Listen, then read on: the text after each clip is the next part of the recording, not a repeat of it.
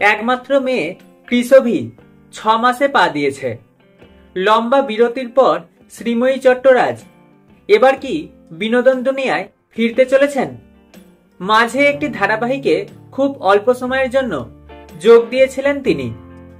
নানা কারণে সেই ধারাবাহিক থেকে সরে আসেন।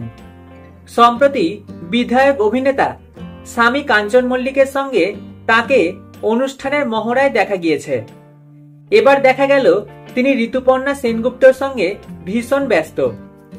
শ্রীময়ী জানালেন, এবারের পুজোয় তিনি 2 রূপে দেখা দেবেন।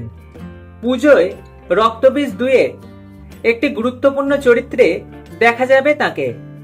ওই সময়েই তাকে দেখা যাবে নিউ ইয়র্কের টাইম স্কোয়ারে। উপলক্ষ পুজোর একটি মিউজিক ভিডিও, যার প্রযোজক ঋতুপর্ণা স্বয়ং।